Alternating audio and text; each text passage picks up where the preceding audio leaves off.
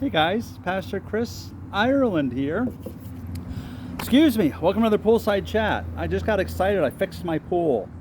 I've got this like remote system that turns on lights and pools and pumps and waterfalls and all sorts of crazy stuff. And it got a little out of kilter and I fixed it.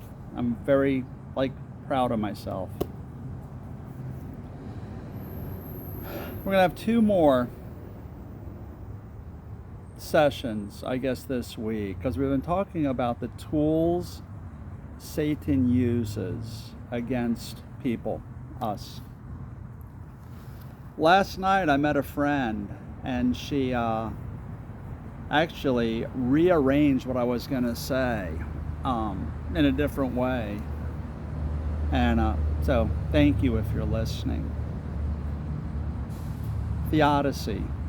Very big word, and really what it means in a nutshell is the problem with evil. How can a good God allow evil in the world? How can evil and God coexist? How come bad things happen to good people? And as we were talking, it made me realize this is a big tool of Satan that I had neglected. And it's not that evil exists, but how does Satan use evil to hurt us, our relationship with God, keep us away from God, or draw us away from God? And Theodicy, pain and suffering, this question has gone on forever, since before Jesus Christ came. How can a good and loving God allow suffering and evil in the world? There are lots of people I can mention, lots of schools of thought, lots of philosophical things, but I'm not going to enter this debate because there's a lot with logic and reason. But I go back to God's Word and man. I had a friend, I've been talking to him for a number of years, really, really smart man. And he said once that he thinks we, being Christians, maybe give Satan a little too much credit for the evil in the world. And what he meant by that is maybe sometimes it's not Satan, sometimes it's us. See, God created us with free will, the freedom to choose Him, reject Him, to choose right or reject right, to choose wrong and follow after it, or to run the other way. The free will to choose love or not. And God addresses this, and I think that this is one of the tools that Satan uses.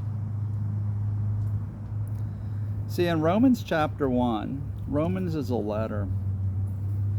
And there are two phrases in here at the end of it that talks about God's wrath against sin. But there are two statements. In verse 24, Romans chapter 1, it says, "Therefore God gave them over in their sinful desires of their hearts." They had these desires, and God gave them over to them. And it talks about different types of sex, exchange of truth of God for a lie, worshiping creatures rather than the Creator. And then in verse 28, it says, "Further, just as they did not think it worthwhile to retain the knowledge of God, so God gave them over to a depraved mind, so that they do what ought not to be done." And it talks about wickedness and evil and greed and every kind of depravity. And what I want to emphasize is that these thoughts come from our self-will.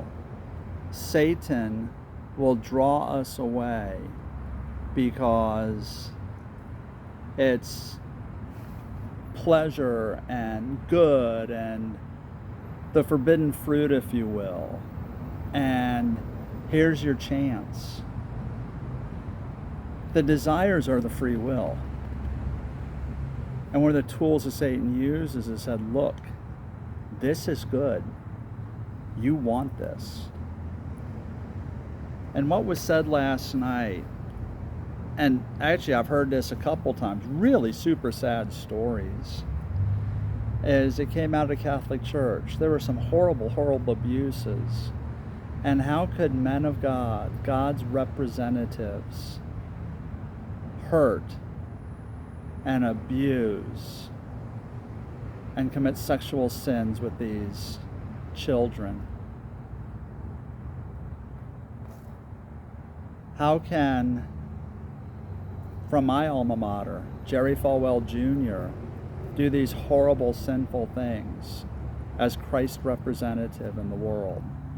Why does God allow that to happen? How can all this awful, awful stuff go on? And it goes back to Romans 1. But how does Satan use this? Let me give you a story. There's a girl that I met a few years back. She was at a craft show. And I must have had on my church shirt, compass, something. I forget. Inviting her to church, I don't remember. But she was kind of, she wasn't mean by any stretch of the imagination. She was polite. But it was very firm. No, I want nothing to do with this. So thank you, go away. She didn't say in those words. I said she was polite. And I stood there for a second. And she looked at me and she said, I used to be a youth group leader in my church. I worked with girls. One day, our youth pastor had done some bad things with one of the kids, one of the children. He left. And a couple years later, or no, excuse me, I take it back. She did not know he left. He left. A couple years later, a reporter comes and talks to her at church to talk about this youth pastor that used to be there, her youth pastor, who had caught doing some terrible things with kids at another church in another state. So not only did the church cover up what he did, they sent him away someplace else where he could continue these terrible things. It crushed her faith. So she wanted to do nothing with God, church, Christians, ever. I don't blame her. So how does God use this? Theodicy? If he can't protect good people, especially religious people, who is this God? And maybe I don't want anything to do with him. Now let me tell you, it rains on the evil and the good. People reap rewards, evil and good. This will be corrected. But right now, in this age, evil is allowed to have an influence. Or man's free will is allowed to have more exercise than we're designed to have. So God is in control. Evil does happen. And sometimes God gives people over. I can't explain why. I can't explain why God allows it, and I can't explain why he doesn't prevent it. But it's kind of like Peter said once when Jesus asked him, will you leave me too? And Peter's answer I've thought of often. where would I go?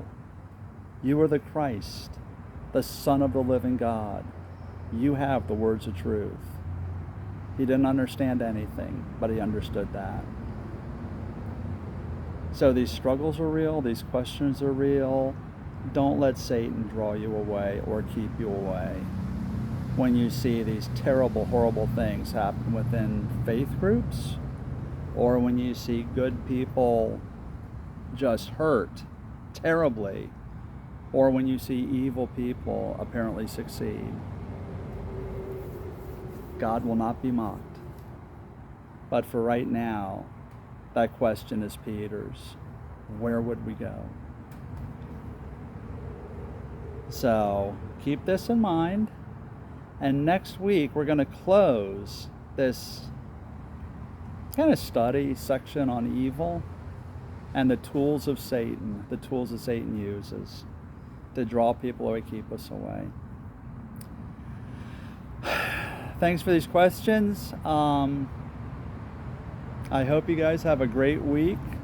Carry on, and remember, Saturday we're going to be back answering more Gen Z questions. Thank you, young people. Had avocado toast yesterday for breakfast. God bless you, man. Millennials, best thing you ever gave us.